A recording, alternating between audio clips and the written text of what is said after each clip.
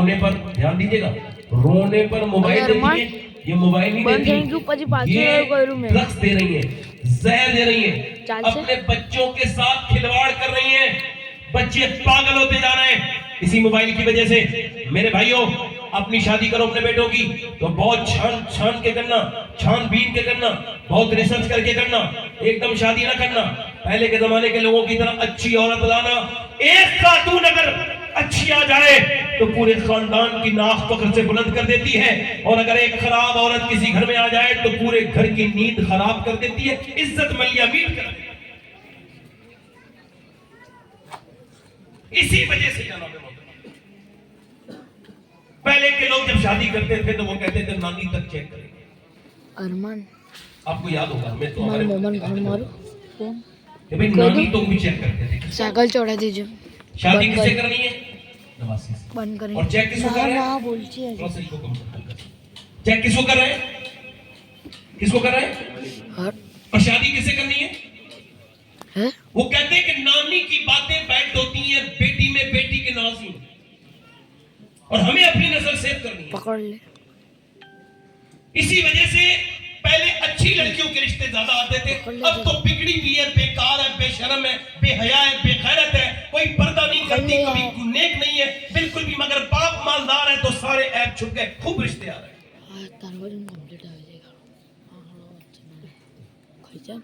गरीब के रिश्ते, बेटी के रिश्ते नहीं आ रहे, नेक है, शरीफ है, पाबंद सलात तो सौम सलात है, और उसका बाप परेशान है। अब जो हाजी जी हैं वो भी अपनी बेटी का रिश्ता देख रहे हैं किसी मालदार आदमी के घर में। पहले रिश्ता देखते तो वो सोचते थे कि भाई कोई नेक उसकी माँ होनी चाहिए, नेक बाप होना चाहिए, अब तो वो देखते हैं बस बाप भाई ठीक है, भाई मालदार है, ओ बाप अच्छा काम करता है, बस ठीक है, हमको बच्चे अच्छी बारात चाहिए, हमको गाड़ी वाड़ी का नीड है। अच्छा ये बताओ, ये जो जहेज लेने वाले हाजी जी हैं, मैं गारंटी के साथ मेंबर पे कह रहा हूं, उसका हज हुआ ही नहीं जिसकी नीयत खराब है, और वो दूसरों से जो ऐसा हाजी नहीं है, पाजी है, बदतमीज है, बेगैरत है, बेशर्म है, जो अपने बेटे के लिए अल्लाह ने सब कुछ दिया है फिर भी नेक लड़की नहीं देख रहा है, शरीफ लड़की नहीं देख रहा है, सिर्फ वो देख रहा है कोई मालदार चाहिए, कोई जिसे कार वाला मिल जाए, कोई बाइक वाला। तो याद रखो, जो ऐसे दुनिया में डिमांडें करते हैं ये कार वगैरह की, उनकी हैसियत ये है, उनकी औकात नहीं है खुद से कार खरीदे, लिहाजा भिखारी है, भीख मांग रहा है, भिखारी।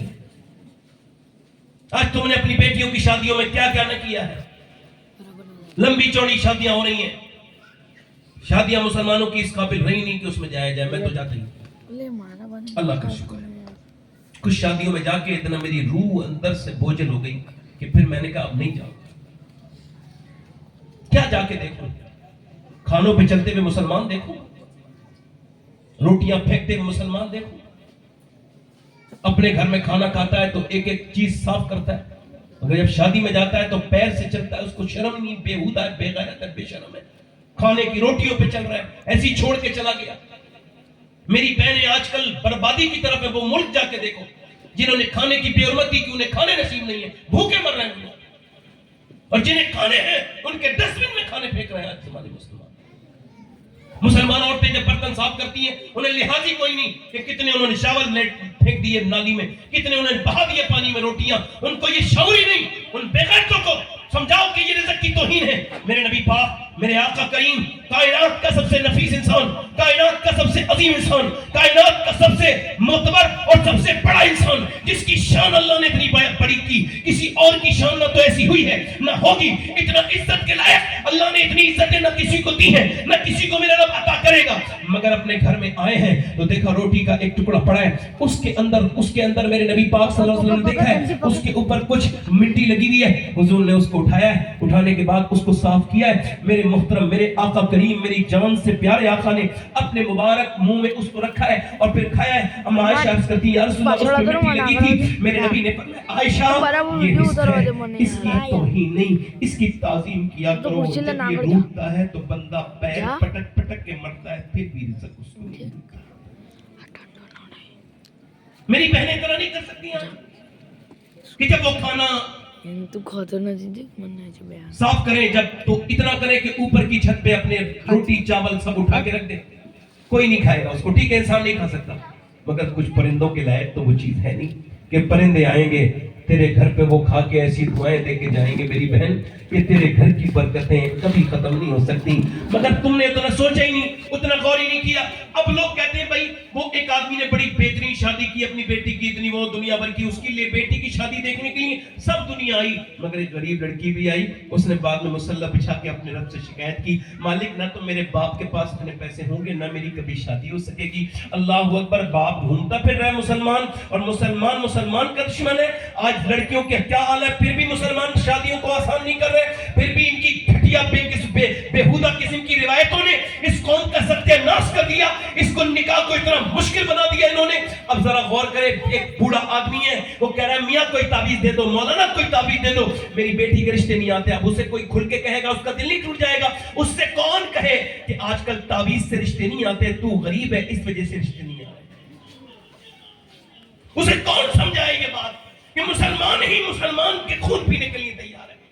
یہ شادی عام کرنا ہی نہیں چاہتا، یہ دیندار سے اوپر سے اندر سے نہیں۔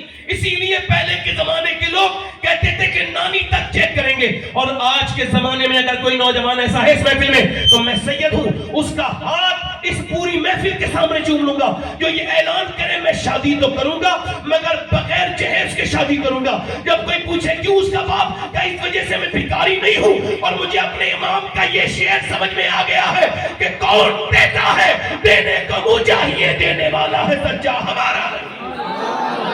نعرہ تکبیر، نعرہ رسالت، اولاد غوث اعظم، سبحان اللہ سبحان اللہ۔ پہلے لوگ کہتے تھے کہ بھئی اس کو دیکھو، تو اس کا ٹھیک ہی کہتے تھے، نانی تک چیک کرتے تھے۔ اور میاں اسلام کہتا ہے بالکل چیک کرو نانی۔ اسلام میں اگر نانی دیکھنی ہے تو مکہ کی خدیجہ الکبریٰ کو دیکھو، اور اگر بیٹی دیکھنی ہے تو مدینے کی سیدہ فاطمہ کو دیکھو، نواسی دیکھنی ہے تو کربلا کی زینب کبریٰ کو دیکھو۔ سبحان اللہ ماشاء اللہ۔ اب آپ تو نام نہیں، کچھ نہیں دیکھتے۔ یہ بچے جو پاگل پیدا ہوتے ہیں اپنی ماں کے پیٹ سے، ان کے بارے میں غور کیا؟ اس پہ ریسرچ ہوا تو کہا یہ وہ بچے 80% جو اپنی ماں کے پیٹ میں تھے تو باپ نے ماں کو مارا تو ذہن پہ اثر ہو گیا تو بچہ پاگل پیدا ہوا۔ سمجھے آپ؟ نہیں سمجھے؟ جی جی۔ اللہ کے فضل سے آپ کچھ لوگ باپ ہیں، کچھ بنیں گے انشاءاللہ مستقبل میں، تو کچھ احتیاطیں بتا رہا ہوں۔ عورت جب پریگننٹ ہو تو اس کو بالکل ویسے بھی ٹینشن نہیں، لڑنا جھگڑا نہیں چاہیے۔ عورت کو سیدھے کرنے والے کہتے ہیں لوگ میں نے سیدھے ہوتے دیکھ لیے، مگر اپنے ذہن میں یہ بات دیکھیں اس کو زیادہ سختی نہ کریں اور کسی عورت پہ ہاتھ نہ اٹھائیں، بالکل غلط بات ہے، جہالت ہے۔ اب اس نے مارا تو اپنی بیوی کو، مگر بچہ پاگل ہو گیا۔ اس کا مطلب کیا ہے؟ اس کا مطلب یہ ڈاکٹر شروع سے کہتا ہے عورت سے جب وہ پریگننٹ مومنٹ میں جاتی ہے تو وہ کہتا ہے ٹینشن نہ لینا، تمہاری ٹینشن کا اثر تمہارے بچے پہ بھی ہو جائے گا، ٹھیک ہے؟ تم اگر چاہتی ہو بچہ ہیلدی ہو تو ایسا کرنا دوران حمل تم زیادہ مضبوط چیزیں کھانا، جیسے بادام کھاؤ گی تو اس میں آئرن ہوتا ہے، اس سے آئرن بڑھے گا۔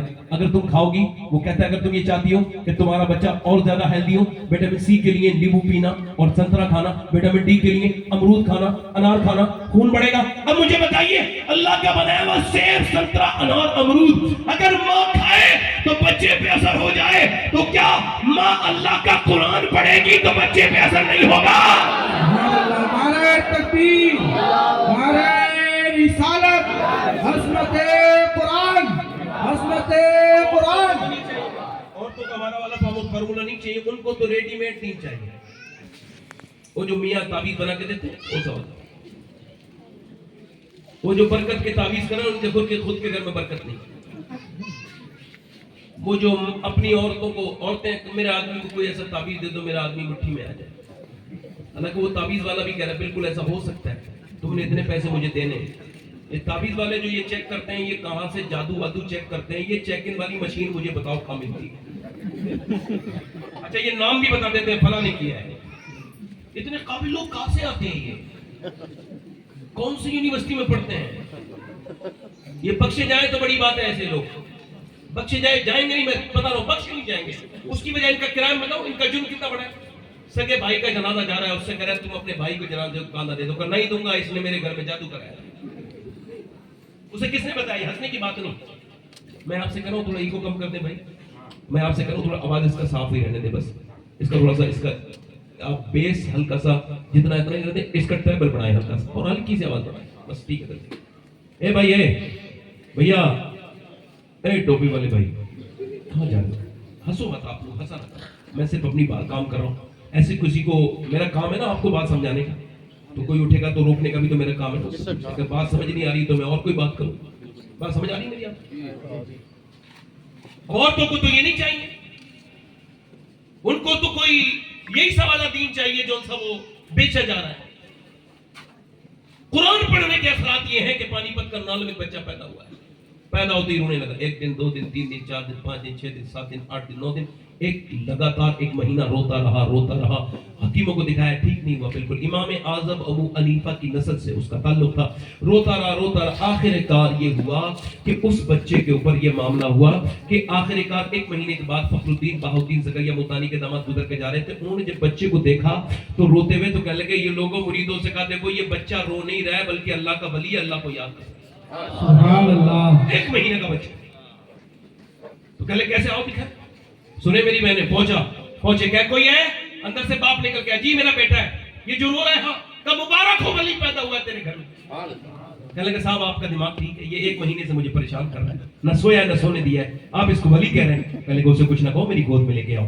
گود میں دیا, جو 1 مہینے سے چپ خاموش رو رہا تھا, ایک دم کان میں کچھ پڑھ کے سنایا, خاموش ہو گیا. دوسرے کان میں کچھ پڑھ کے سنایا, بالکل خاموش ہو گیا. کہنے لگے صاحب کون سی دوا پلائی ہے آپ نے, یہ کیا آپ نے اس کو کہا, میری دوائیوں میں نے دوائیاں پلائی پھر بھی ٹھیک نہیں ہوا, کیا آپ نے اس کو کان میں پڑھ کے پھونکا ہے پھر یہ بچہ ٹھیک ہو گیا. کہنے لگے بعد میں بتاؤں گا, پہلے یہ بتائیں کیا اس کی والدہ قرآن کی حافظ ہے؟ کہا ہے تو ہے. کہا تو سنو, جب یہ ماں کے پیٹ میں آیا تھا تو ماں نے پھر قرآن پڑھنا شروع کر دیا, راتوں کو روتی تھی, تہجد میں قرآن پڑھتی تھی. تمہاری بیوی نے اٹھتے بیٹھتے چلتے پھرتے اتنا قرآن پڑھا کہ ماں کے پیٹ کے اندر بیٹے کو قرآن کی غذا مل گئی, قرآن اس کی روح کی غذا بن گئی. اب بچہ جب پیدا ہوا تو ماں جچگی میں چلی گئی, وہ قرآن پڑھ نہیں سکتی تھی تو بچے کو وہی قرآن یاد آتا تھا, اسی کی بھوک سے وہ روتا تھا. میں نے ایک کان میں ایک آیت سنائی ہے, دوسرے میں دوسری سنائی ہے, بچہ خاموش ہو گیا. اس بچے کا نام شرف الدین بو علی شاہ قلندر پانی پتی ہے. سبحان اللہ, سبحان اللہ. سبحان اللہ. بچے تو جانور بھی پیدا کرتے ہیں, عورتوں کو چاہیے کہ جنتی بچے پیدا کریں. اس کے لیے ان کو قرآن پڑھنا ہوگا, اس کے لیے ان کو درود پڑھنا ہوگا. میں کہہ رہا تھا نا, غیر منقسم ہندوستان میں ایک چودھری تھے, ان کا نام تھا بازید, ان کے 2 بیویاں تھیں. 1,000 بیگھہ زمین, 100 نوکر ان کے, بہت بڑا آدمی تھا وہ. اس نے تیسری شادی کر لی تو اس کو تیسری بیوی ٹھیک مل گئی.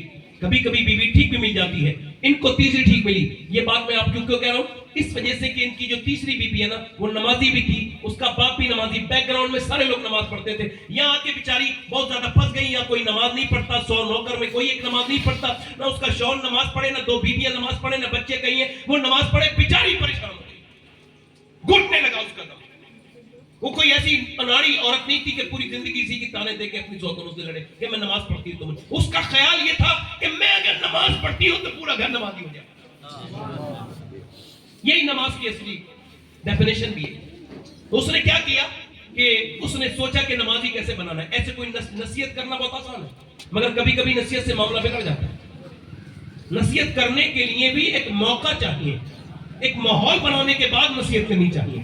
ایک دم نصیحت یہ سوچنا چاہیے جس کو نصیحت کر رہا ہوں یہ برا تو نہیں مان جائے گا, ایسا موقع ہو, ایسے الفاظ ہو, بہترین طریقہ ہو, اختیار اچھے حسنا اخلاق کے حسنا کے ساتھ اس کو کرنا چاہیے. اس عورت نے دیکھا کہ اس آدمی کو دودھ لے کر جاتا ہے نوکر, اور سوچا کون سی ترکیب, تو یہ ترکیب ذہن میں آئی. نوکر سے بولی تم دودھ لے کے نہیں جاؤ گے. اس نے کہا ٹھیک ہے. اب اس نے بہترین طریقے سے دودھ کو ہٹایا, گڑ وڑ ڈال کے اس میں, اور بہترین طریقے سے اس نے اس میں اب بادام شدام ڈال کے اچھے سے کھولا کے دودھ لے کے گئی. چودھری سے کہا لیجئے چودھری دودھ. اس نے کہا تم کیوں لے کے آئی ہو, میری 2 بیٹیاں ہیں, وہ تو کبھی لے کے نہیں آئی, آپ کیوں لے کے آئی ہو. لیکن میرا زیادہ حق بنتا ہے آپ کی خدمت کرنے کا, آپ میرے سرتاج ہیں, آپ لیجئے نا یہ دودھ پیجئے. اس نے دودھ پی لیا, دودھ اتنا بہترین تھا ذائقے میں کہ اس کا دل خوش ہو گیا. بولی میں ذرا آپ کے پاؤں بھی دبانا چاہتی ہوں. کہا کیوں, کہ میں اپنے گھر میں اپنے ماں باپ کی خدمت کرتی تھی, اب آپ کی خدمت کروں گی. کہا ٹھیک ہے. اچھا وہ دبانا بھی جانتی تھی, اور اس کو کچھ لوگ دباتے تو اور درد کر دیتے ہیں, اس کو وہ پوائنٹ پتا تھے. اس نے جیسے ہی دبانا شروع کیا اس کو ریلیکس فیل ہوا, بڑا سکون ہوا, چودھری سونے لگا. اور جیسے یہ چودھری سویا اس کو خراٹے شروع ہوئے, کہنے لگی چودھری صاحب آپ سو رہے ہیں اور میں بھی جا رہی ہوں, اگر آپ برا نہ مانے اور آپ کو صبح کو فجر کی نماز کے لیے اٹھا دوں. سبحان اللہ, سبحان اللہ. اب ایک تو چودھری تھا, دوسرا مرد تھا, دو گھمنڈ کی اس کے اندر علامات. مرد تو اکثر گھمنڈی ہوتے ہیں, میں بھی مرد ہوں مگر پھر بھی بات کر رہا ہوں, چونکہ مرد گھر میں آتا ہے بہت دور سے سفر کر کے, وہ کہتا پانی لے کے آؤ. ابھی جب اتنا 100 کلومیٹر کا سفر کر لیا تو 5 قدم دور پانی بھی پی لیتا, مگر جہاں گھمنڈ چلتا ہے نا, جہاں دادا گیری چلتا چلاتا ضرور ہے آدمی. حضور نے فرمایا تم میں بہتر ہو جو اپنی بیوی کے لیے بتائے. زور سے تو بولو. آپ یہ اپنے حق میں سنو ہی مت, یہ سمجھو آپ کی بیٹیوں کے لیے تقریر ہو رہی ہے. اپنے لیے سنو گے تو سب سیلفش ہوتے ہیں, سبحان اللہ نہیں بولو. حضور نے فرمایا بہتر ہوا ہے جو اپنی بیوی کے لیے, تاکہ آپ کی بیٹیوں کا مستقبل اچھا ہو, ان پہ ظلم نہ ہو گھروں میں, ان کا آدمی ان کے اوپر ظلم نہ کرے. اور سنو, اس نے جب کہا نا کہ نماز کے لیے اٹھاؤں چودھری, وہ غصے میں آگے بولا بھاگ یہاں سے, مجھے سمجھ آئے گی, بھاگ جائے یہاں سے. چلی گئی, اس کی بے عزتی ہو گئی. نا نا نا نا نا, بے عزتی اس کی نہیں ہوتی جو ظلم سہے. یہ بتاؤ گالی دینے والا عزت والا ہے یا گالی سننے والا؟ ٹھیک سے بتانا, جیسا چل رہا ہے حساب ہے صحیح بتاؤ. جو سن لے وہ اس کی بے عزتی ہو گئی نا. نہیں, ہمارے یہاں تو یہی ہو رہا ہے, جو چل رہا ہے وہ پوچھ رہا ہوں. یہ بتاؤ جو عورت زیادہ بدتمیزی کرے وہ عزت والی ہے, جو بدتمیزی سہ کے کچھ نہ بولے وہ عزت والی ہے؟ ہمارے یہاں تو ایسا نہیں. جو تھپڑ مار دے وہ عزت والا ہے, یہ تھپڑ کھا کے کچھ نہ بولے وہ عزت والا ہے. آپ کی عزت اتنی کمزور کیوں؟ کوئی بھی بے عزتی کر دیتا ہے آپ کی. الحمدللہ میری آج تک کسی نے نہ کی, نہ کوئی کر سکتا ہے. اس کی وجہ یہ عزت میرے رب کی ہاتھ میں. کسی گالی دینے سے بدتمیز کی میری عزت ختم نہیں ہوگی. جب کوئی آپ کو گالی دے تو بالکل اس کا جواب نہیں دینا, وہ سمجھنا یہ اپنے معیار پہ لانا چاہتا ہے. بالکل گالی کے بندے گالی نہ دینا. اور سنو, اللہ نے عزت گالی بکنے والوں کو نہیں دی, گالی سننے والوں کو دی. اللہ نے ابو جہل کو عزت نہیں دی جو گالی بکتا تھا, اللہ نے ابو بکر صدیق کو عزت دی ہے جو گالی سن کے دعائیں دے. بے شک بے شک. اپنی زندگی میں کچھ میری تقریر سے کچھ رول لے لیں. خالی تقریر نہیں ہوتی ہے, اس کو آپ کبھی کسی زیادہ قابل آدمی کو سناؤ گے تو یہ پوری طریقے سے ایک طرف سے میں کوشش کرتا ہوں کہ اپنی ایک تقریر میں بہت سی چیزوں پہ بات کروں. اب میری بات سنو. اس نے جب اسے کہا بھاگ یہاں سے, اس کا دل نہیں ٹوٹا. اللہ والی تھی نا, اللہ والوں کا دل اتنی جلدی نہ تو ٹوٹتا ہے, نہ ان کے ارادے اتنے کمزور ہوتے ہیں کسی کے ڈانٹنے سے. وہ چلی گئی. دوسرے دن آئی, چودھری صاحب لیجیے دودھ. کہا پھر تم, اچھا اس کو یاد تھا کہ کل دودھ بہت اچھا بن کے آیا تھا, اس کو یہ بات تو یاد تھی, مگر پھر بھی اس نے عورت کو ڈینائی کیا. چلو لے جاؤ, میں نہیں پیتا. کہا چودھری صاحب لیجیے نا, میرا حق کیوں مار رہے ہیں, تم نماز کے لیے پھر کہو گی. کہا چودھری صاحب وہ دیکھوں گی میں, فی الحال آپ میرا حق تو مان ماریے, دودھ پیجیے. اس نے دودھ پیا. کہا میں پاؤں دباؤں؟ ٹھیک ہے. پاؤں بھی اچھے دبائے تھے, اس کو یاد تھے. پاؤں دبانے لگی, دباتے چودھری صاحب کو نیند آنے لگی. اس نے دیکھا یہ خراٹے شروع ہوئے. یہ ڈرتے ڈرتے بولی, چودھری صاحب اگر برا نہ مانے, آپ سونے لگے ہیں اور میں بھی سونے جا رہی ہوں, اگر غصہ نہ کریں میرے سرتاج, اور برا نہ مانے اور آپ ذرا جلال نہ فرمائیں تو صبح فجر میں آپ کے لیے اٹھا دوں.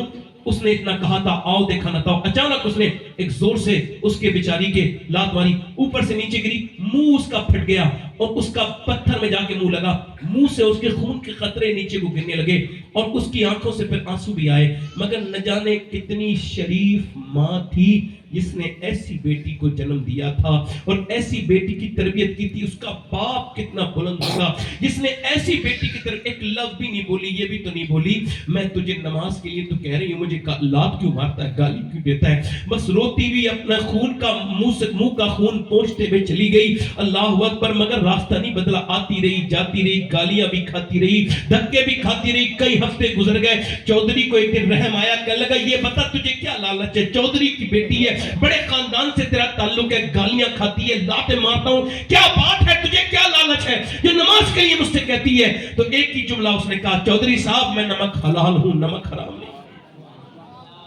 تیرے گھر میں تیرا نمک کھاتی ہوں. نبی فرماتے ہیں جو بے نمازی جب مرے گا تو اس کو اتنی پیاس لگے گی, ایک تو وہ ذلیل ہو کے مرے گا, مرتے وقت وہ ذلیل ہوگا جو نماز نہیں پڑھتا ہے. اور چودھری جب اسے موت آئے گی تو اس کو اتنی پیاس لگے گی ساتوں سمندر کا پانی بھی پی لے گا, اس کی پیاس نہیں بجھ سکتی جو رب کے سامنے جھکتا نہیں. چودھری جو اپنے رب کی یاد سے غافل ہو گیا, اس کو یاد نہیں کرتا, وہ ذلیل رہے گا. اس کے بچے پھر تو جب مرے گا تو قبر میں تجھ کو عذاب ہوگا, پھر تو حشر میں کھڑا ہوگا, فرعون فرعون اور نمرود کے ساتھ میں کیسے برداشت کروں؟ اور سب سے مین بات یہ ہے کہ تیرے اور میرے درمیان جب بچے پیدا ہوں گے تو وہ بھی باپ کا اثر لیں گے اور وہ بھی پھر بے نمازی بنیں گے، تو میں کیسے برداشت کر سکتی ہوں؟ ماں ہوں کہ میرے بچے بے نمازی ہو کے جہنم میں چلے جائیں، مجھے اور کوئی لالچ نہیں، بس اسی لالچ میں تیری گالیاں بھی کھاتی ہوں، تیری لات بھی برداشت کرتی ہوں کہ میری نسل نیک ہو جائے اور تو نمازی بن جائے، مجھے اور کوئی لالچ نہیں۔